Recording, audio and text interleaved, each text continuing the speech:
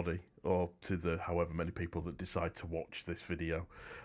My name is Gibbon. This is a new channel for me. What I'm doing is kind of doing a commentary-based kind of thing for my passion, which is Leeds United. I've been a Leeds United fan all my life. I'm 43 going to be this year.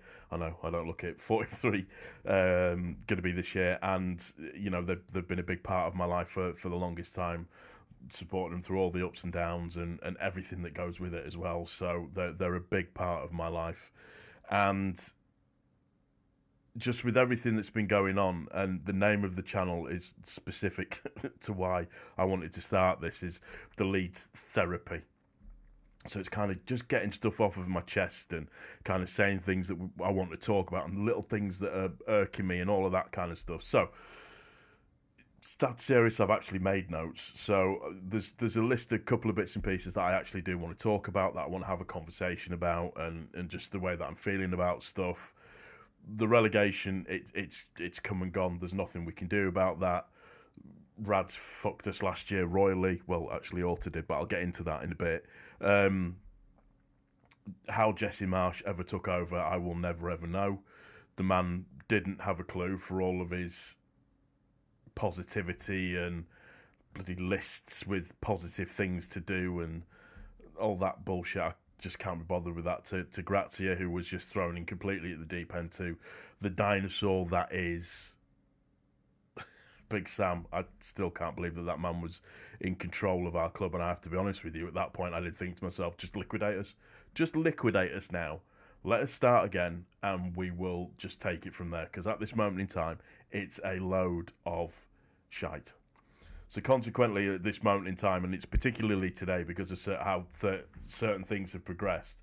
So we've got the Harrison situation, the Nonto situation, the Sinisterra potential situation, and maybe the Somerville situation as well. So obviously with Harrison, he's doing his medical at Everton. That's probably going to get completed on a season's long loan again, so we actually don't get any money from that. Yeah, we might save some money on wages, but we don't get any money from that whatsoever at all. And the funny thing about that is that he completed his medical at Everton, and then reports came in that Villa had actually shown an interest in him. So he was literally on his way to Villa to go and show an interest. Then Villa went, oh yeah, but hang on a minute, he's actually injured. And it's going to be a little while, so he can't jump in for the replacement for Buendia straight away. So no, we're not going to have him. Which just says to me that just he was ready to jump ship. And to be fair, when he signed his new contract back in April last year, it had the release clause in it, you know, the relegation clause in it. So there's not a lot.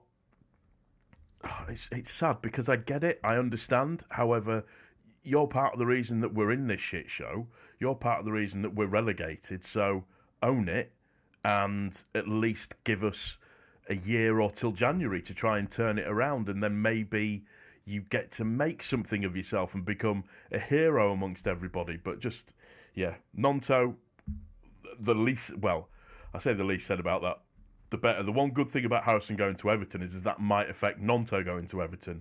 So if some other clubs come forward, then it's about putting the money in right. And his agent, as we all know, is the agent for, is it Zaniolo? I forget his name, was it Roma?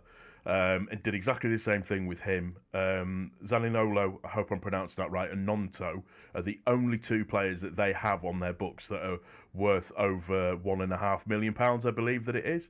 So it's just about forcing through a move as best as he can do. And but the thing is that Nonto doesn't have a release clause. So we could play hardball with that. And for me, we need to play hardball with it. We don't need to sell him, so we shouldn't sell him. I know it affects the players, and you could clearly see it affected the players in the match against Birmingham. But we have to play hardball with that. We have to stop being bent over continuously all the time.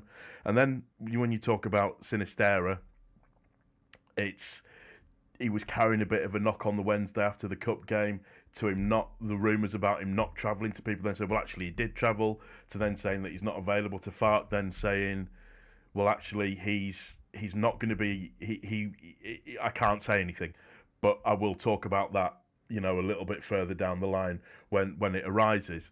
I mean, for God's sakes, he was injured for the majority of last season, so it's just that little bit of and we're all stupid. We're all fickle for thinking that it's going to be that way, that you're going to get some form of loyalty out of players, and bits and pieces are going to get done, and people are, that you can lean on them and stuff. But I suppose the one thing you can say about Sinisterra is that he's not, or his agent hasn't come out and said that he's going to angle for a move or that he wants to move, which I don't know. Is that a good thing? Is that a bad thing? It's a bit weird. So, yeah, it's a bitter pill to swallow. And Somerville, obviously him and Nonto are really, really good friends, but it's whether or not that injury is as legit as what we actually think it is, or whether or not it's just like, well, you don't want to be here, so I don't want you involved with the team. And Farke said as much at the end of the end of the Birmingham game when he was talking about it. He said something along the lines of, I don't want people to be playing or to be training with the squad if they're not fully committed to the team. It's basically, you're either fully committed or you're out. And I have to say, I completely agree with that approach. If you don't want to be here and you're not committed to the cause 100%, do not step on this training pitch and infect everybody else. I mean, what's that like for the youngsters? What's it like for people like Charlie Gray, or new players that are coming in like Ampadu, or potentially Nat Phillips, which YEP is saying that that's getting close to being a done deal, so it's another centre-back. Not sure I would prefer to have a bit of a striker in there instead. So it's just, I don't know, it's so infuriating, but what it actually shows is that it shows what Orta has actually done to the club in terms of the type of contracts that he was writing out, the amount of power that he had over signings and everything. Just that level of trust that was put into him by Rads, foolishly, and how that has now affected us as a team. You only have to look at Borough and the shit show that caused at Borough, and how they're still trying to come out of that now. And it was Orta that was the director of football there. And Rads is an absolute fool for thinking that could be any different, that Orta was going to do something different or work slightly differently. It just, like I say, it's infuriatingly annoying, and I wish it wasn't the case, but it is, and this camera won't, for whatever reason, just find me. Blur. Wait for it. Any second now. No, I look blurry, I don't really care. Anyways, so it just, you just find yourself going, how have we gone from what we were,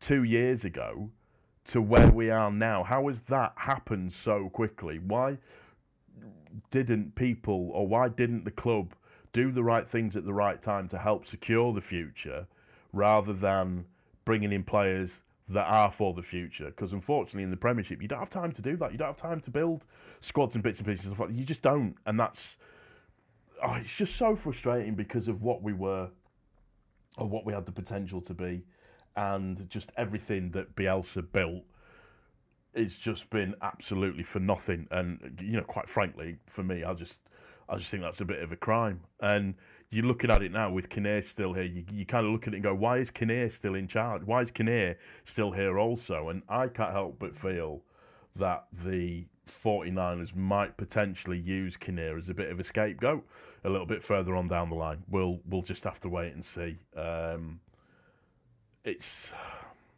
And they don't go without blame at the same time as well. But then again, how much sway did they have without being the majority shareholders? How much sway did they have over contracts, over signings, over the way that the club was going and the way that things were being run? It's just, I don't know. It's an absolute shit show, and it's just.